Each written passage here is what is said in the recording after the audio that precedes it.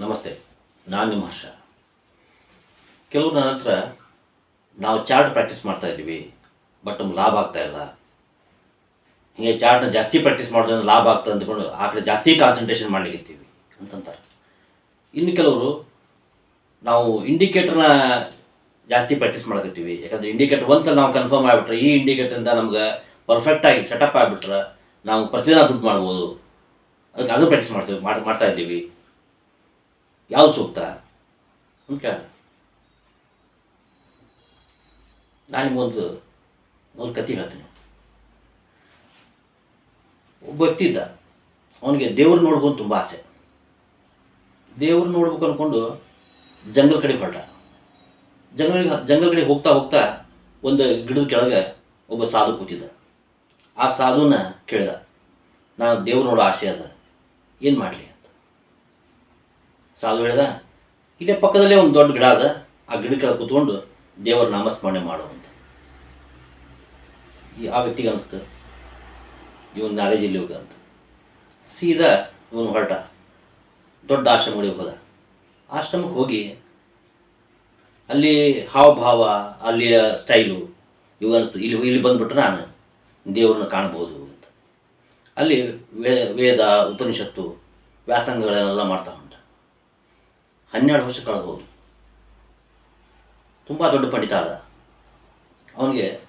ಅವ್ರಿಗೆ ಮಹಾಪಂಡಿತ ಅಂತ ಒಂದು ಬಿರುದು ಕೊಡಬೇಕು ಅಂತ ಅಲ್ಲಿ ಆಶ್ರಮದಲ್ಲಿ ವಿಚಾರ ಮಾಡಿದರು. ಅದು ಇವನಿಗೆ ಏನಪ್ಪ ಅಂದರೆ ತಳಮಳ. ಯಾಕಂದ್ರೆ ಮಹಾಪಂಡಿತ ಅಂತ ಅನಿಸ್ಕೊಳ್ತಾನೆ, ಬಟ್ ಇವ ಬಂದಿದ್ದಕ್ಕೆ ದೇವ್ರು ಕಂಡಿಲ್ಲ. ಅವಾಗ ಅವಂಗೆ ಅನಿಸ್ತು. ಅಲ್ಲಿ ಮೇನ್ ಗುರುಗಳೇನಿದ್ರು, ಗುರುಗಳನ್ನು ಕೇಳಿದ, ನಾನು ಮಹಾಪಂಡಿತ ಅಂತ ಎಲ್ಲರೂ ಅಂತಾರೆ, ಆದರೆ ನಾನು ದೇವರ ಕಾಣೋಲ್ಲ ಅಂತ. ಗುರುಗಳು ಹೇಳಿದರು, ದೇವ್ರು ಕಾಣೋದೇ ಬೇರೆ, ಮಹಾಪಂಡಿತ ಅನ್ಸೋಳೋದೇ ಬೇರೆ, ಎರಡೂ ಬೇರೆನ. ಮತ್ತು ಇಷ್ಟು ಕಲ್ತಿದ್ದೇನು, ಇವು ದೇವ್ರನ್ನ ಕಾಣಲಿಕ್ಕೆ ಇರುವ ಮಾರ್ಗಗಳು ಅಂತ ಅಷ್ಟೇ. ನೀನು ದೇವರ ಬೇಕಾ, ನಾಮಸ್ಮರಣೆ ಮಾಡು ಅಂತ ಹೇಳಿದರು. ಮತ್ತು ಇದರಿಂದ ಏನು ಲಾಭ? ವೇದ ಉಪನಿಷತ್ತಿನಿಂದ ಏನು ಲಾಭ ಇಲ್ಲ.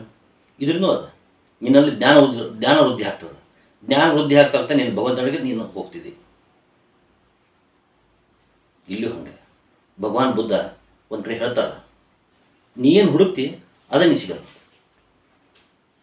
ನಾನು ಹೇಳೋದಷ್ಟೇ, ನೀವು ಸಕ್ಸಸ್ ಟ್ರೇಡರ್ ಆಗ್ಕೊಂಡು ವಿಚಾರ ಮಾಡ್ತೀರಂದ್ರೆ ಸಕ್ಸಸ್ ಕಡೆ ಅಷ್ಟು ವಿಚಾರ ಮಾಡಿರಿ. ಅದನ್ನು ಬಿಟ್ಟು ಬರೀ ಚಾರ್ಟ್ ಕಲಿತೀನಿ, ಇಂಡಿಕೇಟರ್ ಕಲಿತೀನಿ, ಅಥವಾ ಪಾಯಿಂಟ್ ಆ್ಯಂಡ್ ಫಿಗರ್ ಇಂಡಿಕೇಟರ್ಸ್ ಕಲಿತೀನಿ, ಅಥವಾ ನಾನು ಈ ಡಿಮಾಂಡ್ ಆ್ಯಂಡ್ ಸಪ್ಲೈ ಇಂಡಿಕೇಟರ್ ಇಟ್ಕೊಂಡು ನಾನು ಸ್ಟಡಿ ಮಾಡ್ತಾ ಇದ್ದೀನಿ. ಇವೆಲ್ಲವೂ ಟೂಲ್ಗಳು ಬಹಳ ಮುಖ್ಯ. ನೋಡಿ, ಈ ಡಿಮಾಂಡ್ ಆ್ಯಂಡ್ ಸಪ್ಲೈ ಇರ್ಬೋದು, ಇಂಡಿಕೇಟರ್ಗಳು ಇರ್ಬೋದು, ಅಥವಾ ಈ ಚಾರ್ಟ್ಸ್ ನೋಡೋದಿರ್ಬೋದು, ಬೇರೆ ಬೇರೆ ಬೇರೆ ಬೇರೆ ಸ್ಟ್ರಾಟಜಿಗಳಿಲ್ಲ. ನೀವು ಯಾವುದೇ ಸ್ಟ್ರಾಟಜಿನ, ಇವೆಲ್ಲ ಸ್ಟ್ರಾಟಜಿಗಳು ಕಲಿಯೋದಕ್ಕಂದ್ರೆ ಸಕ್ಸಸ್ ಆಗಿ ಲಾಭ ಮಾಡೋಕ್ಕೆ. ಬರೀ ನೀವು ಅರ್ಧಂಬರ್ಧ ಕಲಿತಾ ಅದರಲ್ಲೇ ನೀವು ಟೈಮ್ ವೇಸ್ಟ್ ಮಾಡ್ತಾ ಹೊಂಟ್ರೆ ಮತ್ತು ನಿಮ್ಗೆ ಲಾಭ ಆಗಂಗಿಲ್ಲ. ಈ ಚಾರ್ಟ್ಗಳ ಬಗ್ಗೆ ಹೇಳ್ತೀನಿ ಕೇಳಿ. ಚಾರ್ಟ್ ಅಂದ್ರೆ ಏನು? ಈಗ ಮೋಡ ಆಗ್ತಿರ್ತದೆ. ಮೋಡ ಆದಾಗ ನಮ್ಗೇನು ಅನಿಸ್ತದೆ ಹೇಳ್ರಿ, ಮಳೆ ಬರ್ತದೆ ಅಂತ ಒಂದು ಗೆಸ್ ಮಾಡ್ತೀವಿ. ಮಳೆ ಬರಲೇಬೇಕಂತಿಲ್ಲ. ಮೋಡ ಅಂದ್ರೆ ಬರ್ಬೋದು, ಬರದೇನೆ ಇರ್ಬೋದು.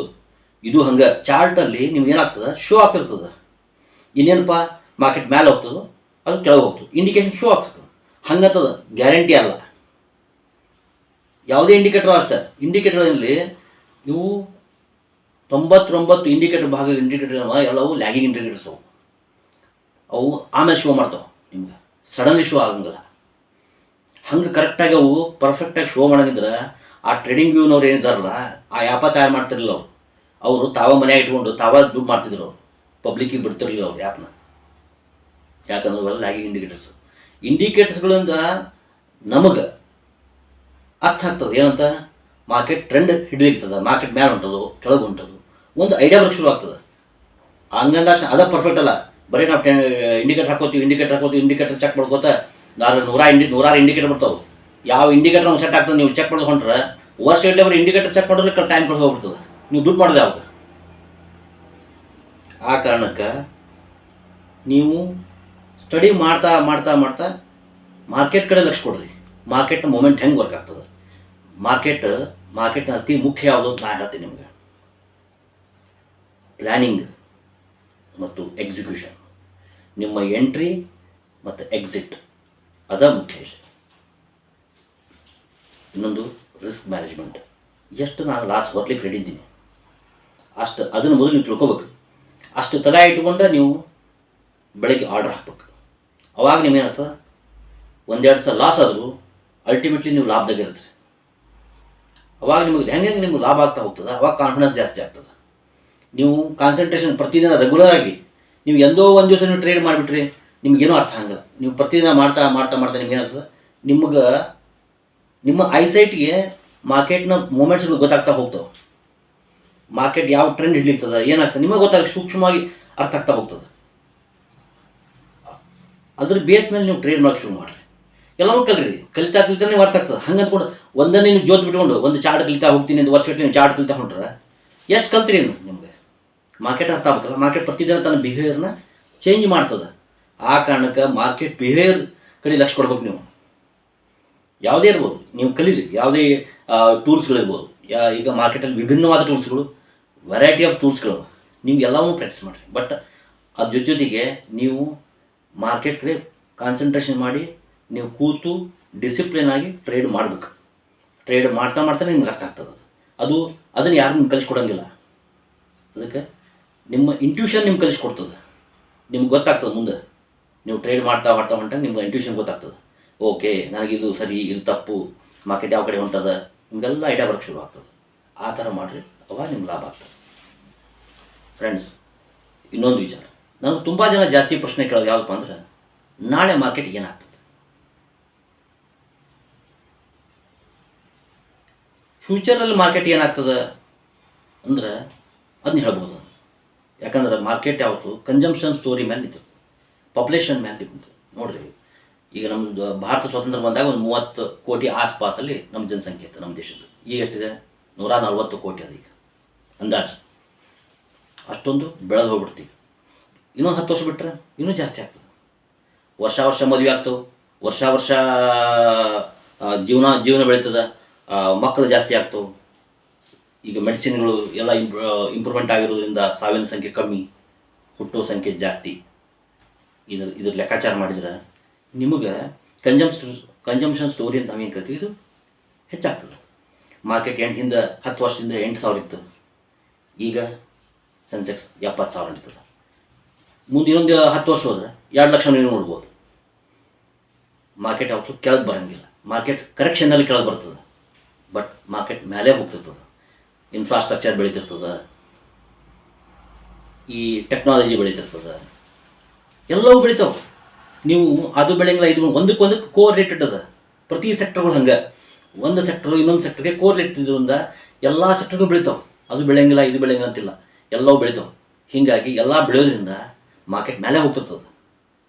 ಹಂಗಂತಂದು ಒಂದು ಸೈಡ್ ಹೋಗೋಣ. ಮಾರ್ಕೆಟ್ ಯಾವತ್ತು ಪ್ರತಿ ಹಂತದಲ್ಲಿ ಕರೆಕ್ಷನ್ ಮಾಡ್ತದೆ, ಪ್ರತಿ ಹಂತದಲ್ಲಿ ಮೇಲೆ ಹೋಗ್ತದೆ. ಹೀಗಾಗಿ ಮಾರ್ಕೆಟ್ ಹೆಂಗೆ ಹೋಗ್ತದೆ ಅಂದ್ರೆ, ನೀವು ಲಾಂಗ್ ಟರ್ಮ್ ವ್ಯೂ ಇಟ್ಕೊಂಡು ಕೂತ್ರೆ ಮಾರ್ಕೆಟ್ ಮೇಲೆ ಹೋಗ್ತದೆ. ಇನ್ವೆಸ್ಟ್ಮೆಂಟ್ ಮಾಡಿ ನಾನು ಲಾಂಗ್ ಟರ್ಮಲ್ಲಿ ಒಳ್ಳೆ ಲಾಭ ಮಾಡ್ತೀನಿ ಅನ್ನೋರಿಗೆ ಎಲ್ಲ ಟೈಮ್ನು ಒಳ್ಳೆ ಟೈಮ. ಮಾರ್ಕೆಟ್ ಮೇಲೆ ಹೋಗ್ತದೆ. ಇಲ್ಲಿಂದ ನೀವು 10 ವರ್ಷ, 12 ವರ್ಷ, 15 ವರ್ಷ ನೀವು ಲಾಂಗ್ ಟೈಮ್ ಇಟ್ಕೊಂಡು ಕೂತು ನೀವು ಇನ್ವೆಸ್ಟ್ಮೆಂಟ್ ಮಾಡಿದ್ರೆ ನಿಮಗೆ ಒಳ್ಳೆ ಲಾಭನ ಆಗ್ತದೆ. ಆದ್ರೆ ನಾಳೆ ಬೆಳಗ್ಗೆ ಮಾರ್ಕೆಟ್ ಏನಾಗ್ತದೆ, ಇದು ತುಂಬ ಕಷ್ಟದ ಉತ್ತರ. ಒಂದು ಕತೆ ಹೇಳ್ತೀನಿ ಕೇಳಿ.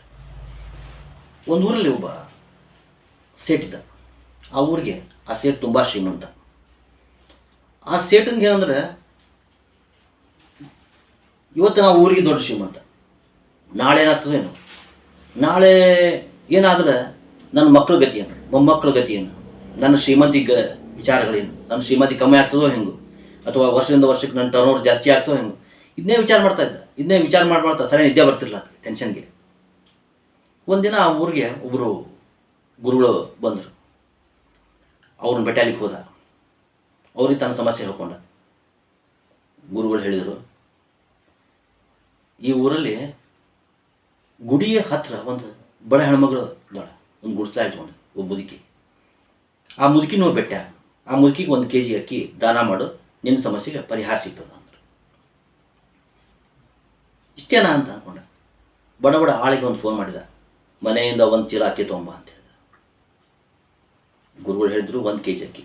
ಇವ ಹೇಳಿದ ದಾನ 1 kg ಅಕ್ಕಿ 1 ಚೀಲನ ಮಾಡಿಬಿಡೋಣ, ತನ್ನ ಸಮಸ್ಯೆಗೆ ಪರಿಹಾರ ಸಿಗ್ತದೆ. ನಾನಾಗಲಿ, ನನ್ನ ಕುಟುಂಬ ಆಗಲಿ, ನನ್ನ ಮುಂದಿನ ಪೀಳಿಗೆಗಾಗಲಿ ಶ್ರೀಮಂತಿಕೆಯಿಂದ ಬದುಕಬೇಕು, ಶ್ರೀಮಂತಿಯಿಂದ ಸಾಯ್ಬೇಕು. ಇಷ್ಟು ಸಣ್ಣ ಉಪಾಯಕ್ಕೆ ಯಾಕೆ ವಿಚಾರ ಮಾಡಬೇಕು ಅಂದ್ಕೊಂಡ. ಆಳನ್ನು ಕರ್ಕೊಂಡು 1 ಚೀಲ ಅಕ್ಕಿ ತೊಗೊಂಡು ಆ ಮುದುಕಿಯ ಗುಡಿಸ್ಲಿಗೆ ಹೋದ. ಗುಡಿಸ್ಲಿ ಬಾಗ್ಲ ಬಡ್ದ. ಮುದುಕಿ ಹೊರಗೆ ಬಂದು, ಏನು ಸಾಕೋರಿ ಅಂತ, ಎಲ್ಲ 1 ಚೀಲ ಅಕ್ಕಿ ತೊಗೊಂಬಂದಿನಿ, ನೀವು ದಾನ ಕೊಡೋದು ಮಾಡೀನಿ, ಅದಕ್ಕೆ ಈ ದಾನ ತಗೋ. ಆ ಮುದುಕಿ ಹೇಳಿದ್ರು, ನಾನು ಊಟ ಮಾಡಿ ಮಲಗೀನಿ, ಈಗ ನನಗೆ ಬೇಡ, ನಿಮ್ಮ ಚೀಲ ನೀವು ಹೊಳ್ಳಿ ತೊಗೊಂಡು ಹೋಗ್ರಿ. ಇವ ಸೇಟು ಒಮ್ಮೆ ದಿಗ್ಭ್ರಮೆ ಆದ. 1 ಚೀಲ ಕೊಟ್ಟು ಎಲ್ಲರೂ ತೋತಾರೆ ಅಂದ್ಕೊಂಡಿದ್ದ. ಮತ್ತೆ ಹೇಳಿದ, ಇಲ್ಲ 1 ಚೀಲ ಬೇಡ, ನೀವು ಅರ್ಧ ಚೀಲ ತಗೋ. ಬೇಡ ಅಂದ. 1/4 ಚೀಲ ತಗೋ. ಯಾಕೆ ಮತ್ತೆ ಬೇಡ ಅಂದ. ಇವನ್ ಥರ ಏನು 1 kg ಅಕ್ಕಿ ಹೇಳಿ ಗುರುಗಳು ಹೇಳಿ, ಅಟ್ಲೀಸ್ಟ್ ಅದನ್ನ ಕೊಡ್ಬೇಕು ಈಕಿಗೆ, ಅಂದ್ರೆ ತನ್ನ ಸಮಸ್ಯೆ ಪರಿಹರಿಸ್ತದೆ ಅಂತ. ಆಕೆ ಹೇಳಿದ, ಇನ್ಮೇಲೆ ಎಲ್ಲ ಒಲ್ಲೆಂದು, ಆದ್ರೆ 1 kg ಅಕ್ಕಿ ಮಾತ್ರ ತೊಗೊಳಬೇಕು, ನೀ ಒಲ್ಲೆ ಅನ್ನಂಗಿಲ್ಲ, ನಾ ಇಲ್ಲಿ ತನಕ ಹುಡ್ಕೊಂಬಂದಿ, ನನಗೆ 1 kg ಅಕ್ಕಿ ತೊಗೊಂಬಿಡು. ಆಕೆ ಅಂತ 1 kg ಅಕ್ಕಿ ತೊಗೊಂಡು ಏನು ಮಾಡಲಿ ಅಂತ. ನಾ ಇವತ್ತು ಊಟ ಮಾಡಿ ಮಲ್ಕೊಂಬಿಟ್ಟಿನಿ, ನಾಳೆ ಊಟಕ್ಕೆ ನಾಳೆ ವಿಚಾರ ಮಾಡ್ತೀನಿ, ಇವತ್ತು ಯಾಕೆ ಮಾಡಲಿ ಅಂತ. ಇವನಿಗೆ ಅರ್ಥ ಆಯ್ತು, ನಾಳೆ ಬಗ್ಗೆ ನಾಳೆ ವಿಚಾರ ಮಾಡೋಣ ಅಂತ. ಇವತ್ತು ವಿಚಾರ ಮಾಡ್ತಿಲ್ಲ ಅಂತ. ಆ ಚೀಲ ಲೇಟ್ ಮೌನವಾಗಿ ಮನೆಗೆ ಹೊರಟುಂಟ. ಈ ಕತೆ ನಮಗೆಲ್ಲರಿಗೂ ಅರ್ಥ ಆಗ್ತದೆ. ನೀವು ನಾಳೆ ಬಗ್ಗೆ ಎಷ್ಟು ತಲೆ ಕೆಡಿಸ್ತೀರಿ ಈ ಮಾರ್ಕೆಟ್ನೊಳಗೆ, ನಿಮಗೆ ನೆಮ್ಮದಿ ಸಿಗಲ್ಲ, ಹಣ ಸಿಗಲ್ಲ, ನೀವು ಹಣ ಕಳ್ಕೋತ ಹೋಗ್ತೀರಿ. ಟೆನ್ಷನ್ನಿಂದ ನಿಮ್ಗೆ ನಿದ್ದೆ ಸರಿ ಆಗಲ್ಲ, ಹೆಲ್ತ್ ಹಾಳು ಮಾಡ್ಕೋತೀರಿ. Health is wealth.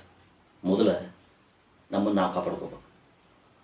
ಆರಾಮಾಗಿ ಟ್ರೇಡ್ ಮುಗಿದ ಮೇಲೆ ಲ್ಯಾಪ್ಟಾಪ್ ಆಫ್ ಮಾಡಿರಿ, ಆರಾಮಾಗಿ ಫ್ಯಾಮಿಲಿ ಕಡೆ ಲಕ್ಷ್ಯ ಕೊಡ್ರಿ, ಆರಾಮ್ ಅಡ್ಡಾಡ್ರಿ, ನಿಮ್ಮ ಕೆಲಸಗಳು ಮಾಡಿಕೊಡ್ರಿ, ಬೇರೆ ಕೆಲಸಗಳು ಮಾಡಿರಿ. ಬೆಳಗ್ಗೆ ಮಾರ್ಕೆಟ್ ಸ್ಟಾರ್ಟ್ ಆದಾಗ ಅವಾಗ ವಿಚಾರ ಮಾಡಿರಿ, ಇವತ್ತು ಮಾರ್ಕೆಟ್ನೊಳಗೆ ನಾನು ಏನು ಟ್ರೇಡ್ ಹಾಕ್ಬೇಕು, ಮಾರ್ಕೆಟ್ ಮೂಮೆಂಟ್ ಹೆಂಗೆ ಅದ, ಆ ಕ್ಷಣ ವಿಚಾರ ಮಾಡಿರಿ. ನಾಳೆ ಮಾರ್ಕೆಟ್ ಏನಾಗ್ತದೆ, ಗ್ಯಾಪ್ ಅಪ್ ಆಗ್ತದೆ, ಗ್ಯಾಪ್ ಡೌನ್ ಆಗ್ತದೆ, ಇನ್ನು ಮೊದಲು ತಲೆಯನ್ನು ತೆಗೆದುಬಿಡ್ರಿ. ಎಲ್ಲಿವರೆಗೆ ಇದನ್ನ ಇಟ್ಕೊಂಡು ನೀವು ವಿಚಾರ ಮಾಡ್ತೀರಿ, ಅಲ್ಲಿವರೆಗೆ ನಿಮ್ಗೆ ಸರಿಯಾಗಿ ನಿದ್ದೆನೂ ಆಗಲ್ಲ, ನಿಮ್ಗೆ ಒಳ್ಳೆ ಟ್ರೇಡರ್ ಆಗಿ ಸಾಧ್ಯನೇ ಇಲ್ಲ. ನೀವು ಇಲ್ಲಿಂದ ಒಂದು 5 ವರ್ಷ ನೀವು ಟೈಮ್ ಕಳೆದು ಹೋಗಿ ನೋಡಿದ್ರು ನೀವು ₹1 ಈ ಮಾರ್ಕೆಟ್ನಾಗ ಗಳಿಸಿರಂಗಿಲ್ಲ.